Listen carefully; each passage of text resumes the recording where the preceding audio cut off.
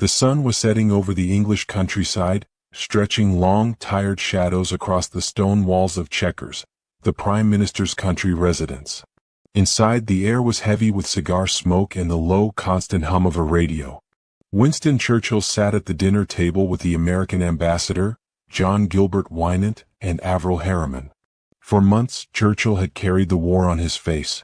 Sleepless nights, a burning London, and the suffocating pressure of German U-boats strangling Britain's lifelines in the Atlantic. Britain stood alone, and it was bleeding. Churchill knew that without a miracle, the light of Western civilization itself might flicker out. That quiet evening was broken not by the sound of bombs, but by a small wooden radio crackling to life. At 9 p.m. the BBC News Bulletin came through. The announcer's voice was calm, measured, but the words were seismic. The Japanese have attacked the American fleet at Pearl Harbor. A heavy silence fell across the room. For a moment, time seemed to stop. Ambassador Wynant rose from his chair, his face drained of color. Churchill remained seated. His mind raced, calculating the sudden shift in the balance of the world. The miracle had arrived, but it came wrapped in fire, steel, and catastrophe.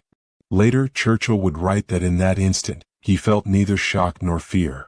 He felt relief. A deep, overwhelming sense of relief, almost spiritual in its intensity. Until that night, the United States had been the arsenal of democracy, supplying weapons but refusing to bleed. Now the sleeping giant had been violently awakened. Churchill looked toward his guests, a faint spark returning to eyes dulled by 2 years of desperation. He knew the road ahead would be soaked in blood. But for the first time since 1939, the final outcome of the war was no longer in doubt. December 7, 1941, 9:05 p.m. Winston Churchill did not wait for official cables or confirmed military reports. The moment the radio broadcast ended, something changed. He pushed aside the untouched dinner and rose from his chair with sudden, focused energy. 4 years, he had courted the American president, persuading, pressuring, and at times quietly manipulating Franklin D. Roosevelt. Now, the fate of the British Empire, and perhaps the world, rested on a single phone call. Churchill crossed the room and reached for the telephone. When the line to the White House was finally secured, Churchill did not begin with sympathy. He asked the only question that mattered. "Mr. President, what is this about Japan?" Across the Atlantic, Roosevelt's voice came through the static, controlled, grave, unmistakably firm. "It is quite true," Roosevelt replied. "They have attacked us at Pearl Harbor. We are all in the same boat now." That sentence, "we are all in the same boat now," was the one Churchill had waited a lifetime to hear.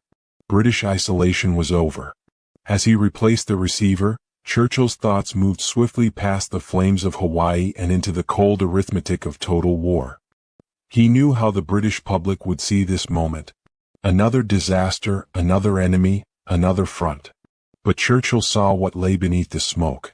America was in the war. He returned to the dining room with a lighter step than he had carried in years. His guests noticed it immediately. The old lion was no longer pacing his cage.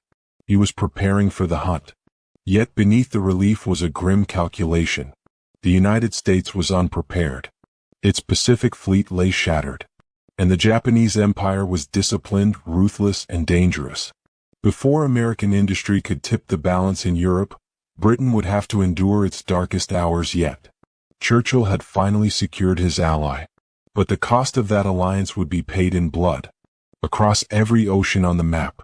As the clock edged toward midnight at Chequers, the weight of the day finally settled over the house. Across the world, governments reeled.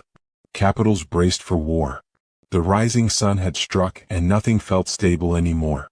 Yet inside Chequers, Winston Churchill experienced something unexpected. Calm. Almost surreal calm. He retired to his bedroom, and before sleeping, recorded one of the most famous reflections ever written by a wartime leader. Later he would recall, being saturated and satiated with emotion and sensation. "I went to bed and slept the sleep of the saved and thankful." It was a startling admission. Thousands of American sailors now lay at the bottom of Pearl Harbor. British colonies across Asia had moved directly into the sights of a relentless Japanese advance. And yet Churchill felt relief, not because the danger had passed, but because history had finally turned. Churchill understood something others did not. He understood industry. He once described the United States as a gigantic boiler. Once the fire was lit beneath it, there was no limit to the power it could produce. To Churchill, America's entry into the war meant something profound. The defeat of the Axis was no longer a hope. It was mathematics. But the sleep of the saved was a luxury that lasted only one night. By dawn on December 8th, the cold reality of a global war set in. Britain was no longer fighting only for survival in the skies above the English Channel. Now it was responsible for defending Singapore, Hong Kong, Burma, all against a Japanese military at the height of its power. December 22, 1941. Mid-Atlantic. Winston Churchill understood that telegrams and phone calls were no longer enough. If the Grand Alliance was to become a weapon capable of winning the war, he had to look Franklin Roosevelt in the eye. Despite the deadly presence of German U-boats, the feared gray wolves of the Atlantic, Churchill boarded the battleship HMS Duke of York. For 10 days, the ship fought its way through towering icy waves and gale-force winds. Churchill was nearly 70 years old. His health was failing, and every mile carried the risk of a torpedo tearing the ship apart. He ignored it all. He was driven by a single purpose: to ensure that America did not turn its full fury toward Japan, and forget the far more dangerous enemy in Berlin. The Germany First strategy was Churchill's greatest gamble. He feared the American public's hunger for revenge against Tokyo would leave Britain to wither beneath the shadow of the Luftwaffe. As the Duke of York cut through the black, hostile Atlantic, Churchill filled his days drafting memoranda, pacing the deck, and rehearsing arguments. He was preparing a rhetorical blitzkrieg, not for Germany, but for America. On the evening of December 22nd, the battleship finally reached Chesapeake Bay. Churchill was flown to Washington, D.C., where Franklin Roosevelt himself met him at the airport. The image was striking. The crippled president seated in his car. The stout prime minister, cigar in hand. They exchanged a smile that needed no words. British isolation was over. But the moment offered little comfort. Even as they shook hands, the news from Asia was disastrous. The so-called impregnable fortress of Singapore was under grave threat. American forces in the Philippines were being driven toward collapse. The Grand Alliance was being born not in triumph, but in catastrophe. As Churchill settled into the White House as a guest, he understood the truth. He was not there merely to plan a victory. He was there to prevent total collapse. December 26, 1941. Washington, D.C. The day after Christmas, a heavy, unseasonal humidity pressed against the stone walls of the United States Capitol. Inside, Winston Churchill stood before a joint session of Congress, the first British Prime Minister ever to do so. He looked out across a chamber filled with faces that only weeks earlier had been deeply divided. Some had argued Britain was a lost cause. Others believed America should remain distant, untouched. Now those divisions were gone. They were united by anger. Churchill did not come to offer comfort. He spoke with the rolling, deliberate thunder that had carried London through the darkest nights of the Blitz. He spoke of the wicked men who had unleashed this war, and of the long, merciless road that lay ahead. Then he delivered the line that electrified the room. "What kind of a people do they think we are?" he demanded. "Is it possible they do not realize that we shall never cease to persevere against them, until they have been taught a lesson which they and the world will never forget?"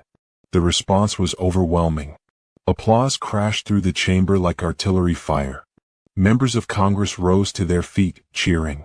It was a moment of extraordinary political and theatrical triumph. But the victory came at a cost. That night, back at the White House, the strain finally caught up with him. In the thick, humid air of his bedroom, Churchill collapsed. He had suffered a mild heart attack.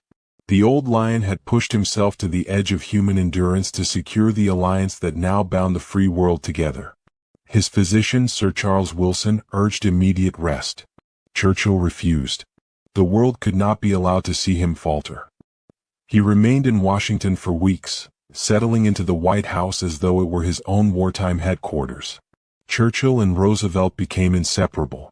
They talked late into the night, drinking, smoking, and leaning over vast maps of the Pacific and the Mediterranean. It was in these informal, smoke-filled rooms that the blueprint for the modern world began to take shape. Together, they committed to the Europe First strategy, a decision that would one day lead to D-Day, and one that forced Roosevelt to confront enormous political risk at home. Churchill had secured his greatest diplomatic victory, but the price was clear. The world was now fully engulfed in flames. January 1942. The White House, Washington, D.C. As the new year dawned, Winston Churchill prepared to leave the United States. He had arrived at a moment of sheer desperation. He was leaving as the co-architect of a global superpower. Before his departure, he and Roosevelt signed the Declaration by United Nations, a document that bound 26 nations into a pact to fight until the Axis was utterly defeated. The era of the Grand Alliance had officially begun. Churchill's departure was not a retreat, but a return to a war that was still going very badly. Even as he flew back toward London, the news continued to darken. Singapore would fall, the greatest surrender in British history. The Japanese would sweep through Southeast Asia, and the German panzers were still deep within the heart of Russia. But Churchill's spirit remained unshakable. He had done what he set out to do. He had tied the fate of the British Empire to the industrial and moral engine of the United States. He knew the arithmetic of the war had changed forever. He often thought back to the American Civil War, reflecting on the sheer tenacity of the American people once their blood was up.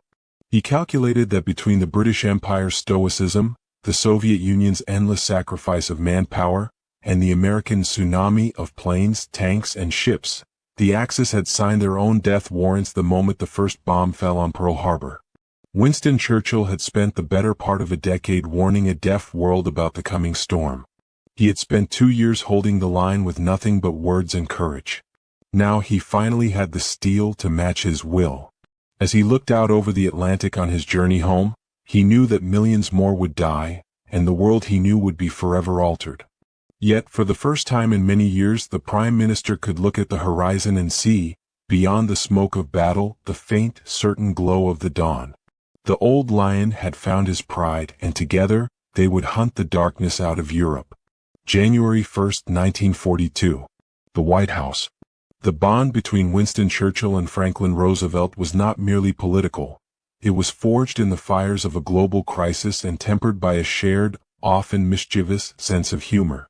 One of the most enduring, and arguably most famous, anecdotes of the war took place in the private quarters of the White House during Churchill's stay. Churchill, a man of habit, famously enjoyed a hot bath and a glass of brandy to end his day. On this particular morning, while still glistening from his bath and pacing his room completely naked while dictating a memo to his secretary, there was a knock at the door. It was the President of the United States, wheeled in by his aide. As the door opened, the aide froze in embarrassment, but Churchill, without missing a beat or reaching for a towel, turned to Roosevelt and threw his arms wide. With a mischievous glint in his eye, he declared, "Mr. President, the Prime Minister of Great Britain has nothing to hide from the President of the United States." The room erupted in laughter. It was a moment of absolute vulnerability and absolute trust. While the world outside was being torn apart by the most professional, calculated killing machine in history, the two leaders of the free world were building a friendship based on total transparency. Churchill knew that for the Grand Alliance to work, there could be no secrets, no shadows, and no diplomatic friction between him and FDR. By showing his hand, quite literally, he signaled to Roosevelt that Britain was an open book. This level of intimacy allowed them to make decisions that would have taken months for traditional diplomats. The sharing of atomic secrets, the pooling of raw materials, and the synchronization of their entire military commands. When Churchill finally boarded his plane to return to London, he wasn't just leaving an ally, he was leaving a brother in arms. He had secured the future of the West not just through treaties and tanks, but through the sheer force of his personality. As the plane lifted off, Churchill looked down at the capital of the New World, knowing that while the struggle would be long, the Old World was no longer fighting for its life alone.